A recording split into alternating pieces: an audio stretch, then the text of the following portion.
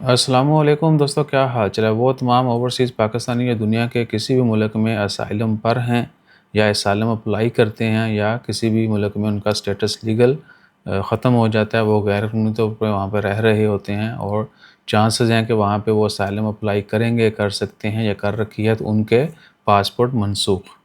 جن لوگوں نے اسائلم اپلائی ابھی کرنی ہے، ان کا سٹیٹس غیر قانونی ہو چکا ہے، اسپیشلی یورپ، امریکہ، کینیڈا، آسٹریلیا وغیرہ میں، ان کے پاسپورٹ رینیو نہیں ہوں گے، اور جن لوگوں نے آلریڈی اسائلم اپلائی کی ہوئی ہے ان کے بھی منسوخ کر دیے جائیں گے۔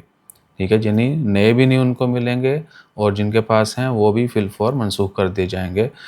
آخری بات اس میں ایک جو سمجھنے والی ہے وہ یہ کہ آپ کا سٹیٹس جو ہے، آپ دنیا کے کسی بھی ملک میں ہیں، سٹیٹس آپ کا لیگل ہونا چاہیے، تو ہی آپ پاکستانی پاسپورٹ کو رکھ سکیں گے۔ لیکن گلف میں یہ اپلائی نہیں ہوتا، کیونکہ یہاں پہ لوگ غیر قانونی طور پہ رہ تو رہے ہیں، لیکن یہاں پہ اسائلم اپلائی نہیں کر سکتے۔ ٹھیک ہے، اور پھر بھی جب ان کو ایگزٹ جانا ہوتا ہے، یہ آپ کے سامنے آج کل جو حالات ہیں، لوگ آؤٹ پاس لیتے ہیں، ٹریول ڈاکومنٹ یا پاسپورٹ لے کے پراپر آفیشیل سورس سے ہی آؤٹ پاس لے کے واپس جاتے ہیں۔ امریکہ، یورپ، آسٹریلیا، کینیڈا یا دیگر کچھ ممالک، ایون کہ کچھ افریقی ملک بھی ہیں جو اسائلم دے دیتے ہیں اور بندہ وہاں کا پاسپورٹ بھی لے لیتا ہے، تو وہاں پہ رہنے والے پاکستانیوں کو یا جو نئے ابھی جائیں گے ان کو کافی مشکلات کا سامنا کرنا پڑے گا۔ آج 11 جون ہے، سال 2024، منگل کا دن ہے۔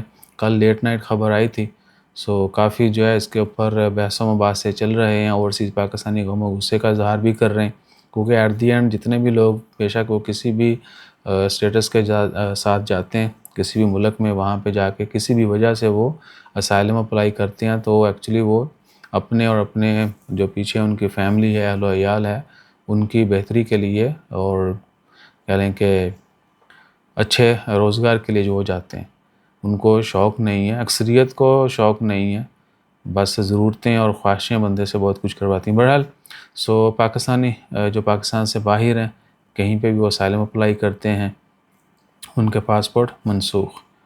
ٹھیک ہے جی، اور جس شدت سے احتجاج ہونا چاہیے تھا یا ہو رہا ہے، اس کا لیول وہ نہیں ہے۔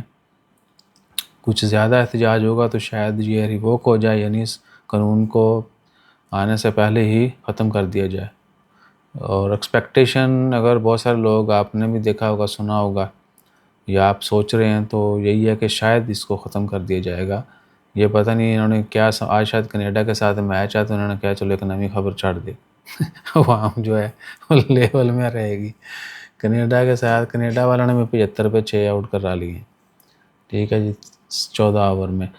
یہ ابھی تک کی صورتحال ہے۔ باقی آپ بتائیے گا کہاں پر ہیں، کیا کر رہے ہیں، سب ٹھیک ٹھاک ہے؟